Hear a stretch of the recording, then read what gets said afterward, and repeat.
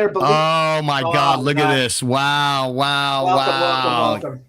Look at this. Anything that's said on this show, this is Brigham Avery Productions. Welcome to my YouTube channel. Better believe it. Sam Betesh, Geno Bisconte. Anything that's said does not represent the views necessarily of myself, YouTube, or Decent Humanity. And now, welcome back to episode 9. Is it 9? Sam Betesh, the floor is yours on Better Believe It. This could be double digits. This might actually be 10, which is incredible. We have made you money in the preseason. We have walked you up beautifully to week 1. We have already survived and advanced in Survivor Pool through 1 week. Now, granted, skin of our teeth on Cincinnati, take them off the board. We can't use them again, but we are alive, and that's what it is about in Survival Pool. It is simply about moving from 1 week to the next. We have done that. Thank you, Geno.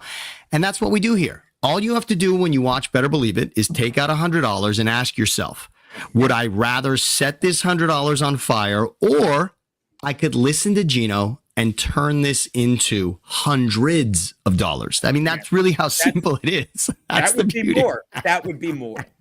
That's all you've got to do is listen to us and make it happen that way. So welcome and thank you for being here. Week 2 is already upon us. We've got a beautiful Thursday night game we're going to jump into. But before we do all of that, Brig, you got the hat on.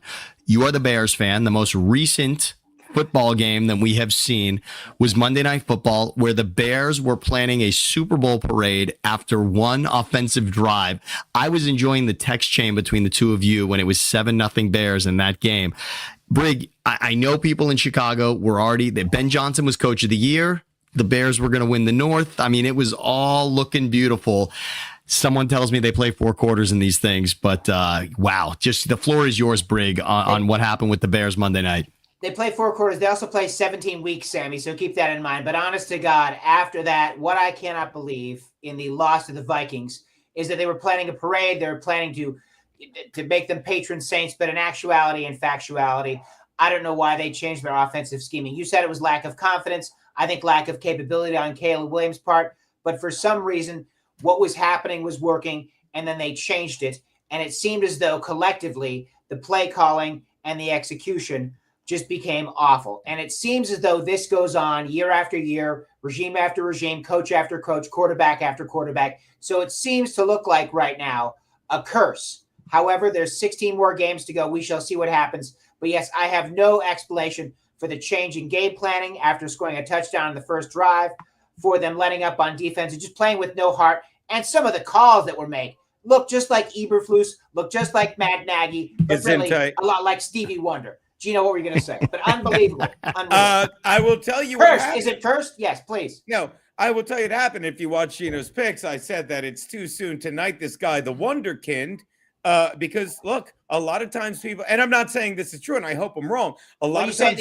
Caleb Williams you're speaking of. Well, no, I'm talking about Ben Johnson. I think he's talking about Ben Johnson. Like he wanted to say Don instead of Dan instead of Ben. But I can tell you guys like Mike Martz. I can tell you guys like Norv Turner. They are great as offensive coordinators. There are guys that are great as defensive coordinators. We'll talk Steve Spagnuolo. But when you put them in the head coaching job, and I'm not judging him on one game, but wow, that's a big O for one. Because if you look at the 2 late night games, Sunday night and Monday night, 2 incredible finishes. 2 incredible finishes. Sammy had an incredible finish, but that was Saturday night. He had to please the lady because he was going to be busy all day Sunday. So right now my brother's like, gotta do a dick joke. But listen, that game Sunday night turned on Derrick Henry's fumble. There's no question. Not giving you a news flash, okay? But if you go back and look at that Monday night game, and I'm not taking a dig at you because on Sunday morning, me and my boy Sam, we were sitting undefeated, and our week was over. Our week was over, Bolton Eagles. But you look at that, and that's what the game Sunday night turned on. Monday night, that game didn't turn on anything other than a head coach that didn't know how to close out the game. And that pick 6 by J.J. McCarthy, this is what a great and no one's arguing. Well, you could argue, but you can't argue with me. The best all-around coaching staff right now is not the Niners. You could argue that, but I think it's the Vikings. And what they did was after JJ threw a pick that put them up 17, and you said it, they only scored 1 touchdown. on that scripted, and I said they had all week to script it. You said it better, Sammy. They had five months to script it. This has been 5 months of Ben Johnson putting together a game plan with Caleb for specifically this Brian Flores defense. As opposed to Saturday night when Sammy gave his old lady 5 minutes of Ben Johnson. Man, this is the Little House on the Prairie of Sports Radio. Welcome. Michael Landon Bisconte is addressing the crowd right now. Ask me if it's this funny. It's not this funny. But it is tonight. It is tonight. I also want to say one thing before we dissect what is this Vikings and Bears game. I also want to say those are two teams that I don't need to see again for a while. Neither one of those teams, especially now, not that everything's going to live up to what Sunday Night Football was with the Ravens and the Bills, but the Bears and Vikings game was atrocious. Outside of the finish of the game being what it was in regards to being surprising in the flip of the score, that was awful to watch. We haven't even talked about the penalties. Penalties, there was 11 by the Bears, 6 by the Vikings, just an ugly display. That's coaching. And you nailed it, Bisconte. It changed in the lack of coaching efficiency from Ben Johnson. And yes, it was his first game, but he's handing it off to DeAndre Swift when they should be going to the tight end. It's a lack of confidence. That's what it was. God hates a coward, and so do NFL defenses. Well, was both. You're absolutely right. I got great news. On the fumble. It hinged on the lack of execution from the coaching staff of the Bears. What's the great news? I got great news. If his confidence is at an all-time low, you know where he's playing this Sunday? In Detroit. There's no place like home. NTM. In Detroit, where he's still waiting for the ball to be snapped from Thanksgiving. This is a tough ask for your boy Caleb. It's a tough ask. He's going back to the scene that started that really was the biggest blow to his confidence. Am I wrong? Well, and wait, time out. Yes. And really a quick one, a good one to look at for both of you on this is that game that we're talking about now with the Lions and the Bears. Because of what the Packers did to the Lions on Sunday, this game now has the loser of that Lions and Bears game, not only 0-2, but 0-2 in the division. I mean, this is a hole. Yes. This is quite a hole for whoever loses that game. God. That's absolutely rough. And I was going to say this, heading into Monday night, there was such a good storyline going on either outcome for this Vikings and Bears game because of what happened with Green Bay and Detroit. Everyone is saying, all right, now, if Ben Johnson wins that game against the Vikings, it's clear, okay, the Lions are screwed without their coordinators. And Ben Johnson is in the front seat for Coach of the Year because A, the Lions look depleted on offense, and now the Bears are so much better than they were the season before. And on the flip side, if J.J. McCarthy in Minnesota look great because of what the Niners did to Sam Darnold in his Seattle debut, now all of a sudden J.J. McCarthy could look like the answer in Minnesota if he finds a way to win that game in the fourth quarter, which he did. We will get to Sam Darnold later. But with all of that said, let's give a quick... one thing? Yes. The poise he showed. It wasn't just after, they were trailing. It was after a pick six, and that told me volumes about him. Or at least I'm already buying on that. No. And Geno, I want to say this much, and just keep this in mind. Is it about the Jews? Is it about the Jews you were talking about before we started? Because that was really not again, Geno. Not again. What's amazing about a pick six in this league, or just in the game of football in general, when talking about poise, it is interesting because what's the first thing you have to do as a quarterback after throwing a pick six? Forget about it. Right. Well, guess what? You have the ball again immediately. No, you're right, but you're back on the field again. You're right. So it's not like you have time to lick your wounds. You're screwed. It's the worst play.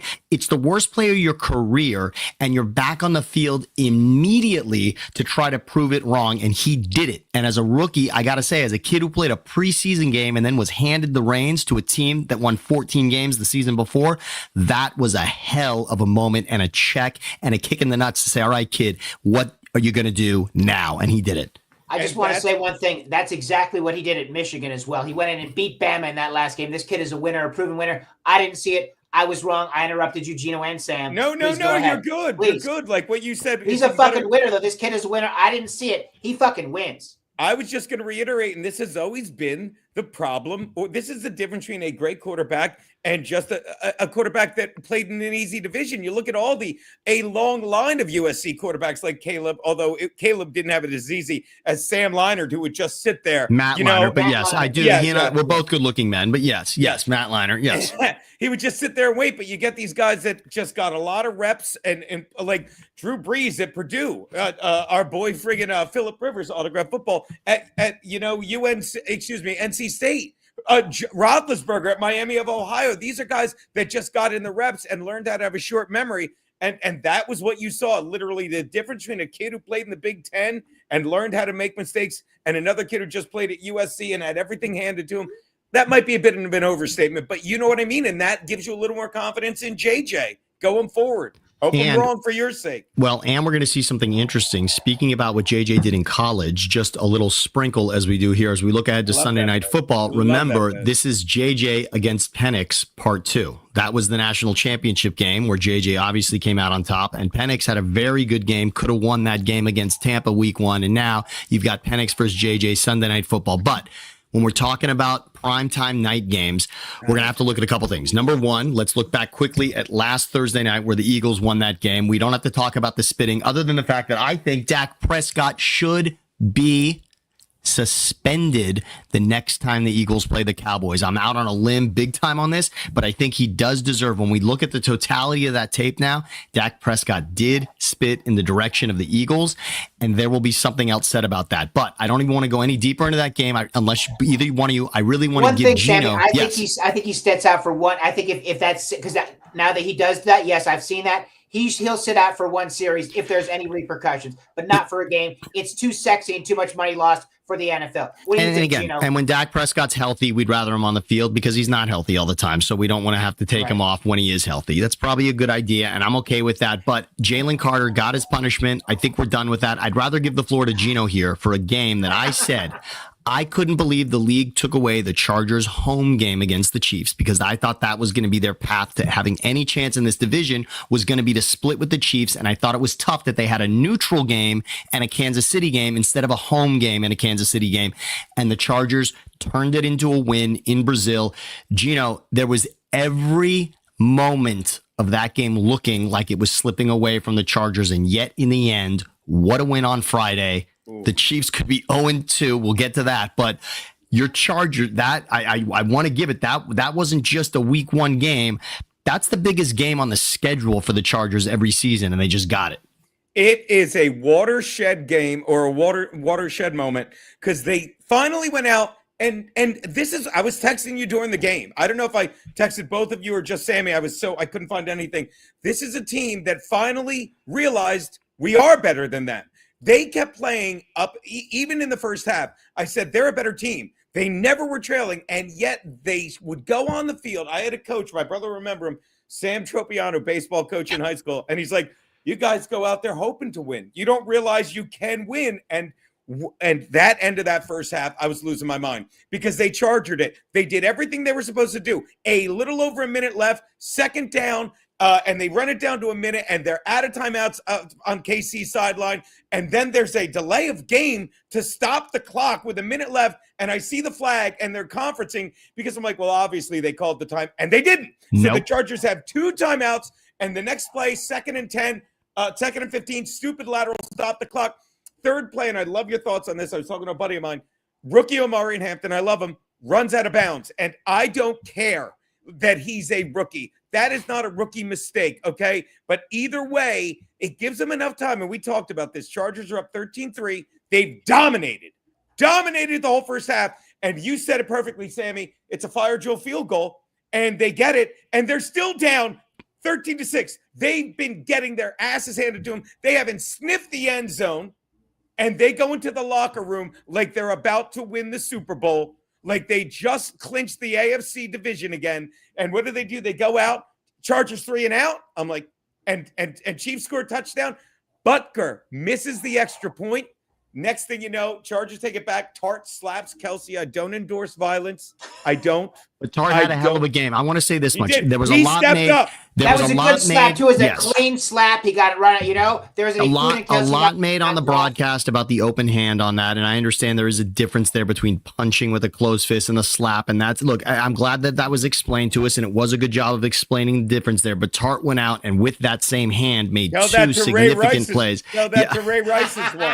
Well, look. Again, I'm so glad I made that stipulation. I'm glad you said what you said about him Hampton, though, Geno, my dad loves to say this. Raymond Betesh loves to say, what do you mean a rookie? He's been playing ball his whole fucking life. Yeah. It's true. When you talk about rookie mistakes, running out of bounds to help the other team with your clock is not just a rookie in the NFL mistake. That's a mistake. That's boneheaded. That's ridiculous. And it also wasn't a play that even was close to him having to go out of bounds. I will say one thing that was mentioned on the broadcast.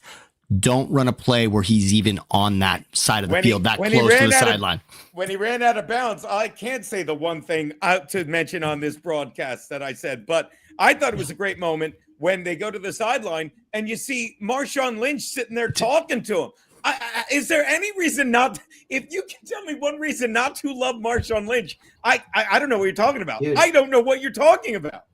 It was a great moment to see that, but more importantly, the moment that everyone should really remember It reminded me of the time Marshawn Lynch took the ball at the 1.5 yard line and Super plunged Bowl. it into the Super Bowl, right? And he was the MVP, right? Yes, he was not that whitewashed Russell Wilson. Oh, did I say that? Oh, we wanted him. Here's the thing. I got to say this to you guys. You said Charger, Bisconte, Betesh. Are you guys really surprised at the upward swing of the Chargers with Captain Khaki on the sideline? I will say this. This is just what Jim Harbaugh does, gentlemen. He did it in Stanford. He did it at Michigan as the quarterback. He did it again with the 49ers. He just takes teams and turns them around. It doesn't matter who they are. So I'm glad you have him as your coach because this is just the start of the Harbaugh effect.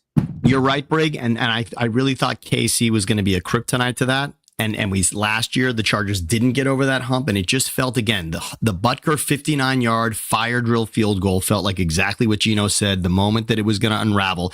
But to see Herbert and the Chargers offense aggressively go for a first down to kill the clock, to not give it back to Mahomes, that was a different moment for a team that, by the way, thought it was going to rely on the run game. Look at what they got out of Quentin Johnston, Keenan Allen. That was, and of course, Lad McConkey doing his thing consistently.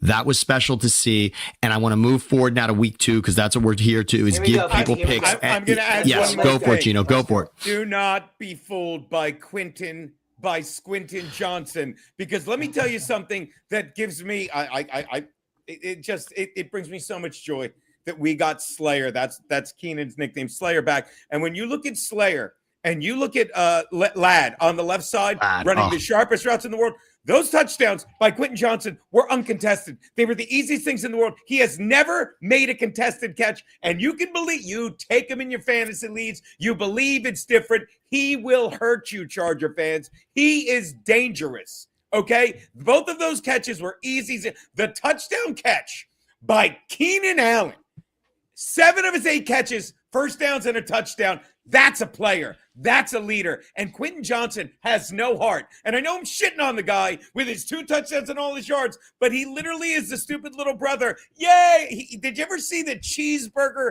helper clip on Family Guy? Oh, yeah, yes. You get a lot of box. That's who Quentin Johnson is. So now you can move forward. And by the way, I knew people, there's no need for that. He's a huge Seahawks fan. I knew he would love that Marshawn Lynch reference. Keenan Allen is now perfect you in can San go Diego. on. Isn't it perfect to have Keenan Allen back in San Diego? Well, or Los Angeles, but yes. Yeah, you know what I'm saying, Betesh. He fits Yeah, no, I am. You let him say San Diego. You I- let that man say he was a San Diego Charger. That's how long we've had him. And those uniforms will forever be the powder blue in San Diego. And of course, you saw him with the Bears last season, Brig. All right, so moving to week 2, one thing, first of all, I want to remind everyone, as you went through the lineage of what Harbaugh has done, Brig, I want to remind everyone for this week 2 matchup, Monday Night Football, Chargers and Raiders is Harbaugh versus Pete Carroll, which, by the way, remember, Stanford and USC, and Seattle and San Francisco in the NFC West. These are 2 bitter rivals who have done it in college and in the NFC West and now get to do it again in the AFC West. So watch out for that. That's going to be a great one. But the game we want to talk about, what we really want to do, what people are here for, Thursday Night Football is upon us. We've got a great game here with the Commanders and the Packers. Right now, I would say most people are laying money on the Packers to win the Super Bowl or at least represent the NFC. They looked that good to do that to Detroit after what Detroit did to them last season. That was a special game. We know that the Lions were with new coordinators now, but I'm sorry. That game was never even interesting on Sunday. No. And No. the Commanders, frankly, probably, the term is, played with their food a little bit with the Giants, right? That game was a little close for a little too long, and the Commanders did pull away in the end from the Giants. And of course, Russell Wilson, there was a lot to talk about the Giants. Wow, that was an awful game. But Commanders and Packers, Geno, I'm turning to you first on this one. This is a great early game. I mean, I don't want to say an NFC championship preview, but the bottom line is these are two contenders in the NFC when we're talking about getting to the Super Bowl. And here they are now in week 2, Thursday night. How do you see this one playing out?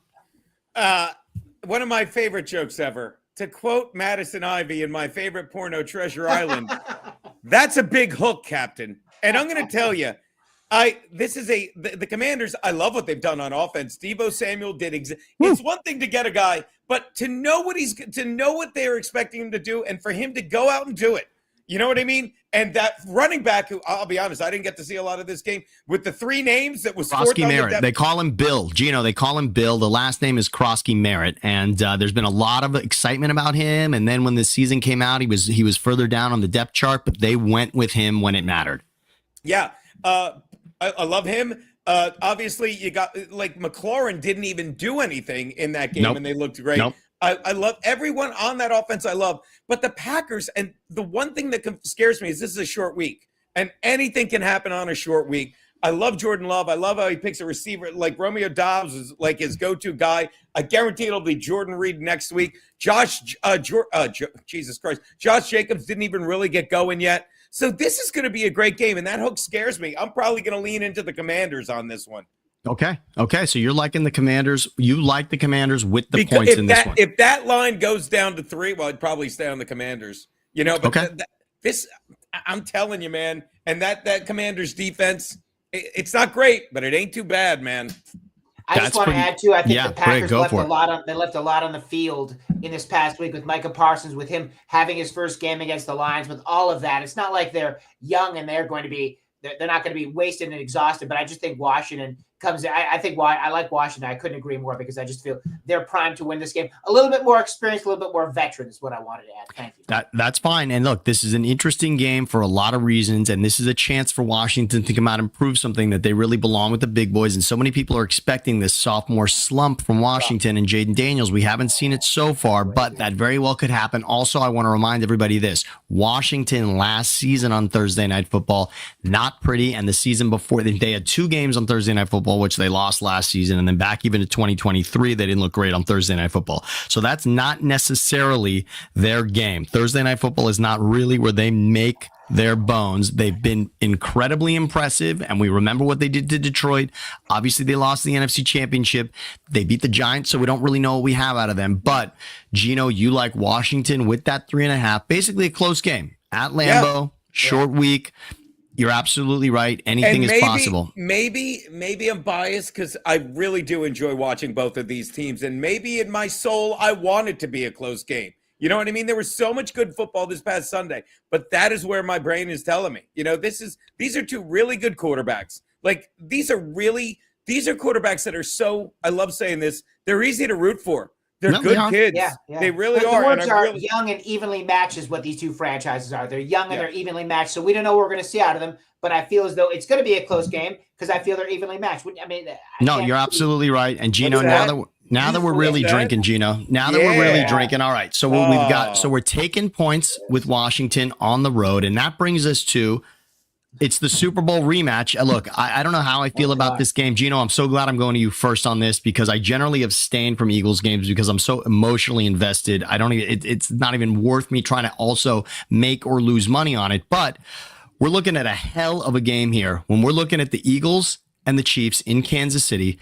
The Chiefs, I mean, the idea that Kansas City could be 0-2 is, I'm sure, stunning to everybody, but that's what happens. I mean, you play a divisional rival in Brazil, and it goes that way, and the Chargers looked every bit the better team, as we very much went over. But now you got an Eagles team that won without their best defensive player. I mean, for sure, their best defensive player.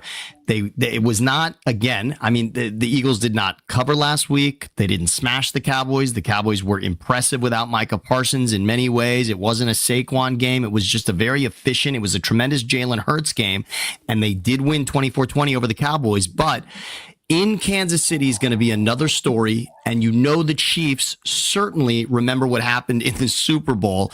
Where do you stand on this game, the prime game on Sunday here in the afternoon, Geno, Eagles and Chiefs in Kansas City?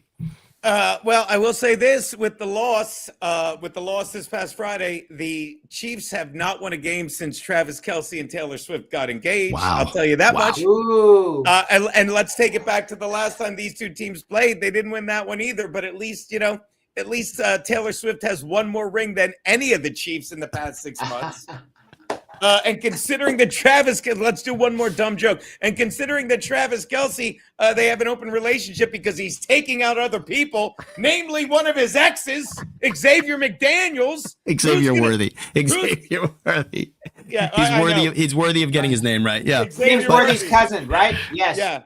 I was you know what? It was a trap game because I was ready to do. And they need Xavier to stretch the field. And by field, I mean Taylor Swift. Look, all I'm saying. Edit this, Betesh. Yes. This is great. This is classic. You can't say that? We're good to go. I said it to validate you, Geno. Keep going. Be more controversial. You like that?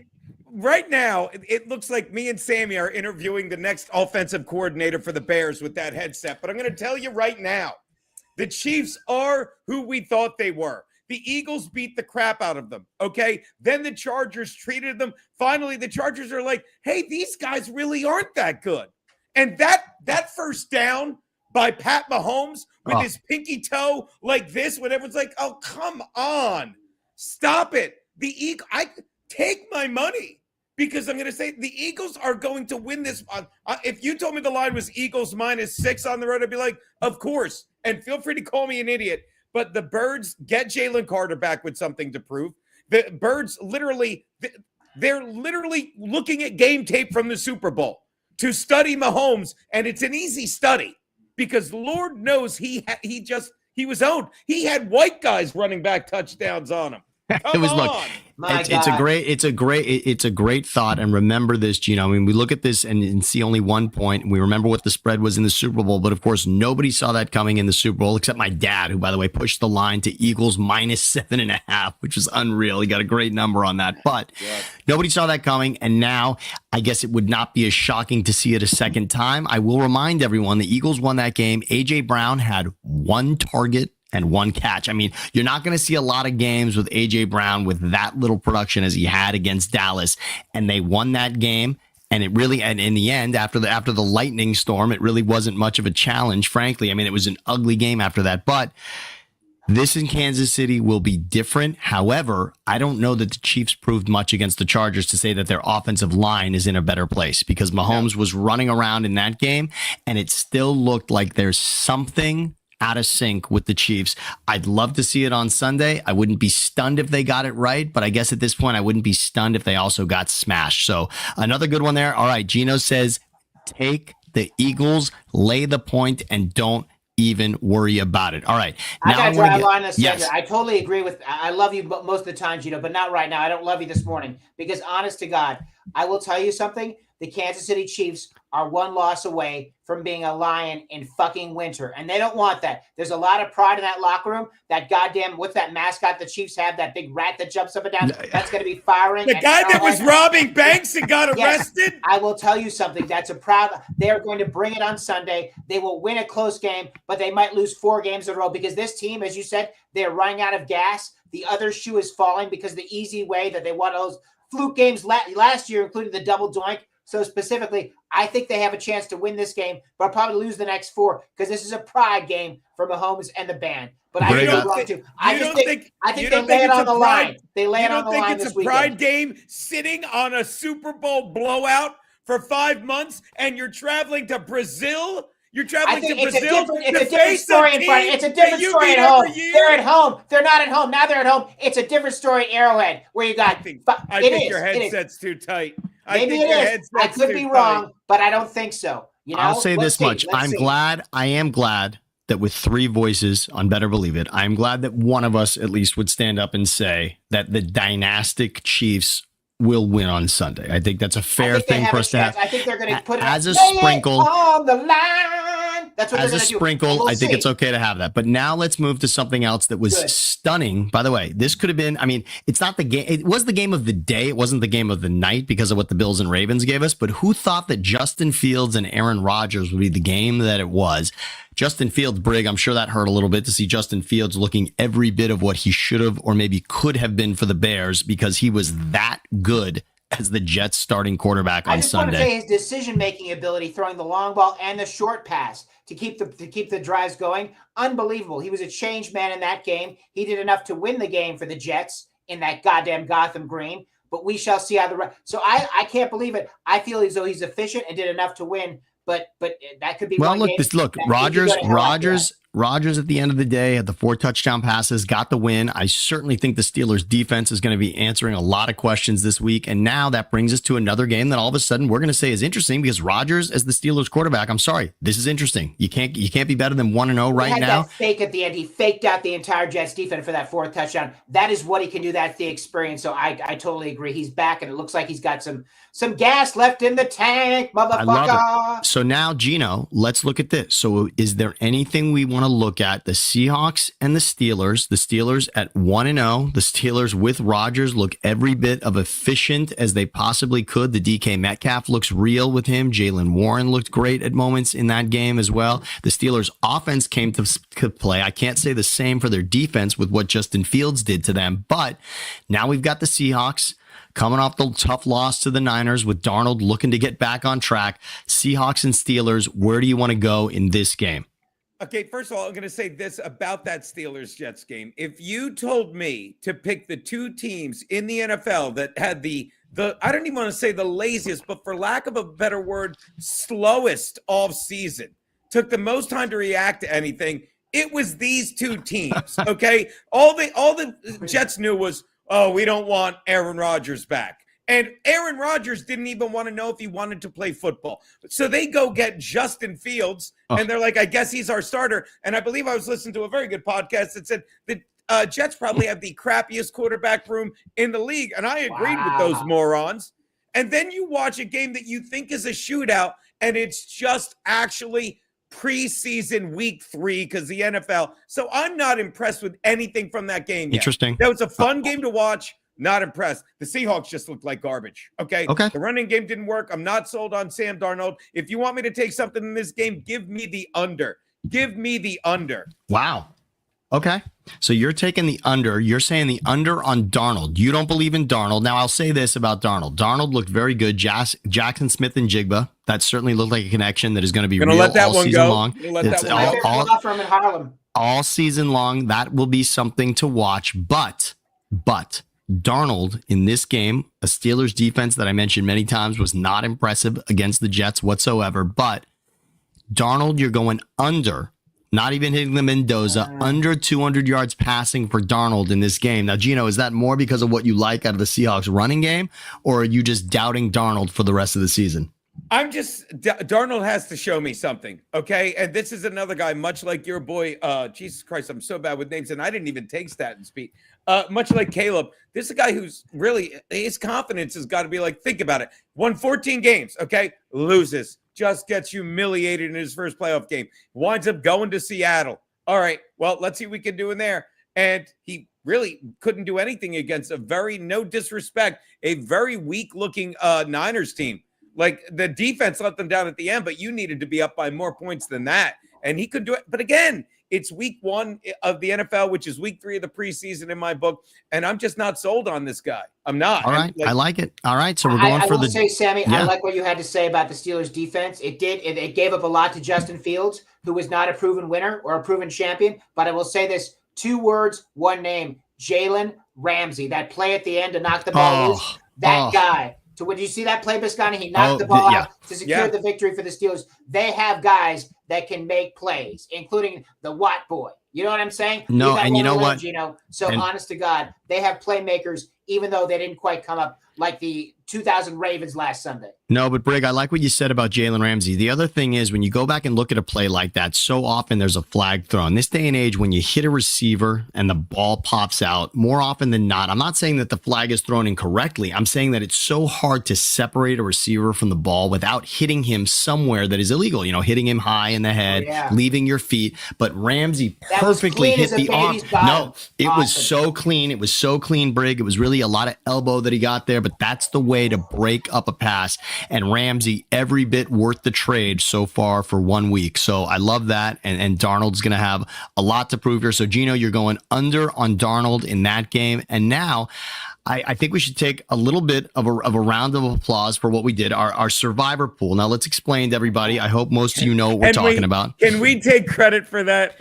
Well, here's why we can, Geno. Here's why we can. Because we took a game that, by the way, the Bengals.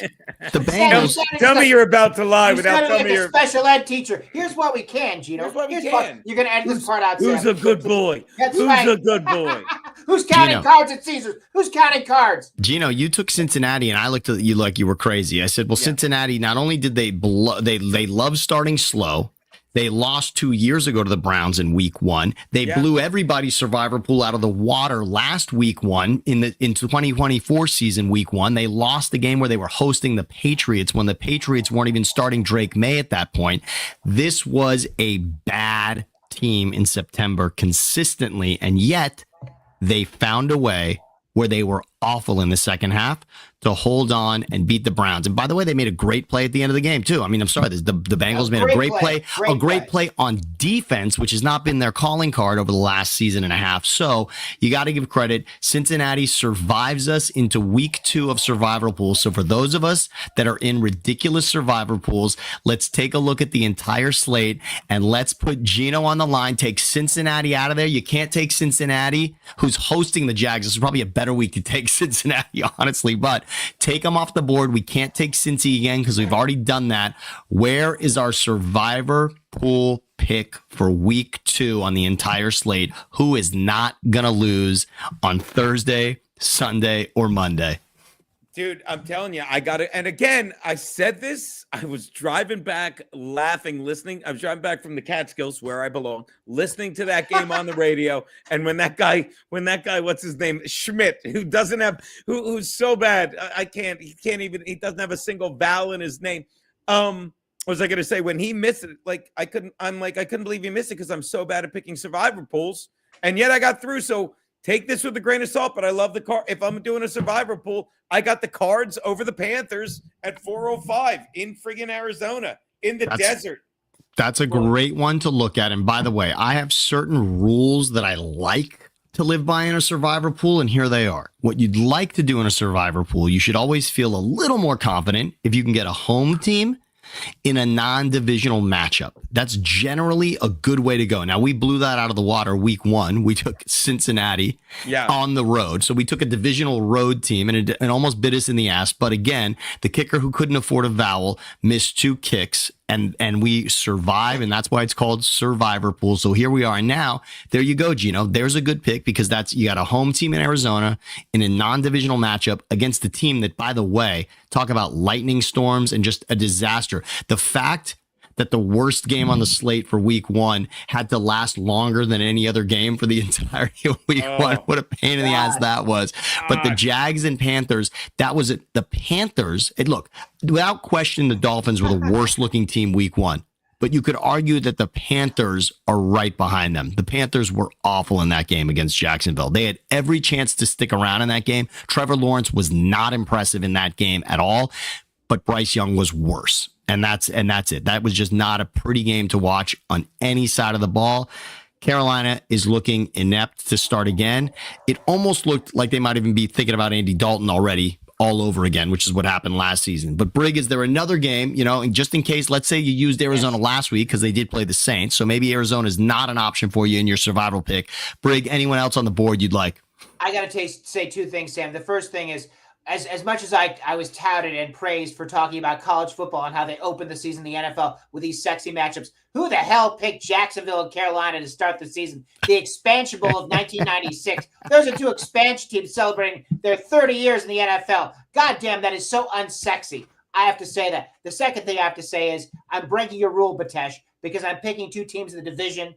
Buffalo coming off that win. Here's why I'm picking them. That win against the Baltimore Ravens, miraculous in fashion, unbelievably exciting. The gratitude the Bills feel after taking that, snatching that from the claws of victory against the Ravens. They will take that excitement, that enthusiasm. They will be unbeatable. That's why that's a lock bet, even though it breaks your rules, Betesh, in the suicide. They beat the Jets this week. I'm talking All right, about I like it. So the Jets now, and again, you're right. The Jets are probably feeling oddly high off of their loss, right? The Jets so exceeded expectations for how that offense was going to look. Granted, the defense giving up 41 points is not really excited about that, but the Jets are probably feeling pretty good about themselves. The Bills know that they were lucky to escape. And the one thing we haven't said yet on the air for this, we got to talk about what happens Sunday night. So Brig, I just want to remind everyone, our survivor pool pick is going to be Arizona for Geno. That's the official, but Brig says also take a look at Buffalo. And when we take a look at Buffalo, and granted, they're on the road for this one in New York.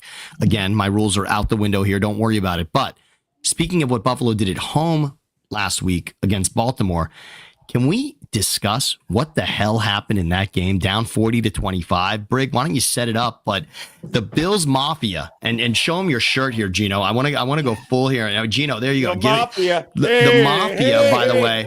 So they're losing 40-25 in that game in Buffalo in a home opener. And what happened, Brig?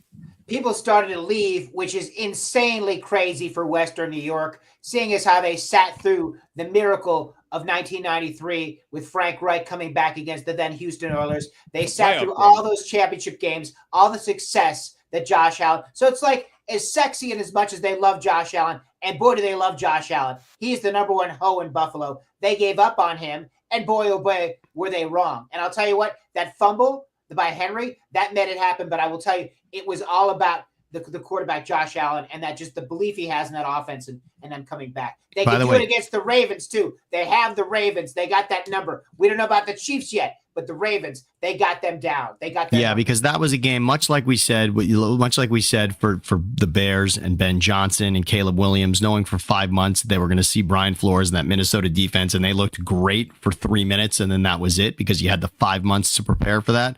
Same goes for the Ravens, who, by the way, were thinking our season ended in Buffalo, and now we've got 5 months to think about a rematch with that team in the same building, and it looked through 3.5 quarters like they absolutely did it all right, but in the end, it did not happen. Anyone who forces a Derrick Henry fumble deserves an automatic bid for finalists as Defensive Player of the Year. I mean, I'm sorry, but how do you make that man fumble? Derrick Henry is such a man amongst boys in a league full of monsters, and yet the play they made to strip him of that ball in that game to turn it around. I mean, just wow, wow, wow. All right, let's remind everybody what we're talking about here, all right?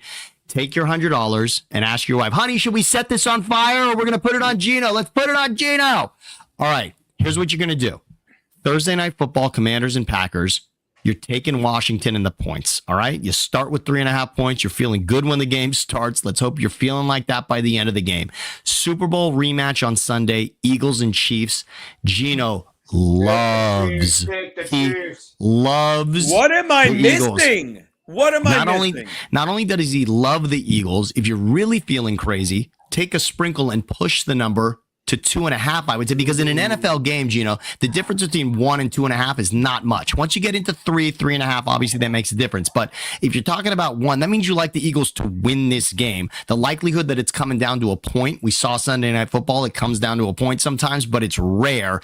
If you can tease it and get to maybe 2.5 because you do really like the Eagles, and Geno does, maybe you'd get even a little more on that bet. So think about that. Wow, Seahawks, love that idea. Seahawks and Steelers. Well, exactly. Now it'll be 1 that I said it because I had to push our luck. But the bottom line is we'll remind everybody we won if it's 1 point. So that's okay. But Seahawks and Steelers, we thought we were going to be talking about Aaron Rodgers, but the way to make money in this game is don't follow the public money and get excited. Look for where there's an opportunity. Darnold's over-under, it's enticing because it's under 200 yards, but it's under 200 yards for a reason. Geno says go with that. Take the under on 199.5 passing yards. He won't break 200 there in that game in Pittsburgh. And your week 2 survivor pick from Better Believe It, take the Cardinals, who are looking at a game where they know if Spencer Rattler didn't do my number 1 rule that quarterbacks cannot break, if it's 4th down with the game on the line, you cannot throw the ball out of bounds. You can't. Wait, you can't? You can't do that? ask him. That Ask work? him. No, you sure can. Sure you can. God. You- Boy, you just got double team, Betesh. Double I team did. of ignorance. That was And- Italian ignorance double team. That And was like Spencer 2 times the Fredo. Rattler, and even in a double team, Spencer Rattler, throw the ball to your receiver. Who cares if it gets intercepted? It's 4th down. Don't throw the ball out of bounds. That was ridiculous. I cannot believe it. But they had a chance, and Arizona is thinking, wow, we escaped the New Orleans game. We're not going to let that happen against Carolina. They will win and get you the survivor pick. If Arizona's off the board for you on your survivor pick, by the way, remember that Brig Buffalo, baby. loves Buffalo against did- the Jets. It did earn him a new nickname, though. You know, Kenny Stabler was the snake. Yes. They call Spencer Rattler the toilet snake. Oh. That's what they called him. Because he just flushed game 1 down the toilet. My God. Oh, that's amazing. That is Rattling his amazing. way down. All right, everybody, take a snapshot of this and remember these picks and turn your $100 into hundreds of dollars. That's what we do at Better Believe It. That is the plural. Thank you very much for hanging out with us. That is Better Believe It for week 2. We will be back here next week with my man Geno Bisconte and, of course, with Brigham Avery here at Brigham Avery Productions. Thank you so much for checking us out. You got to love us. Better Believe It. We will be back next week. Love you guys. Thank you.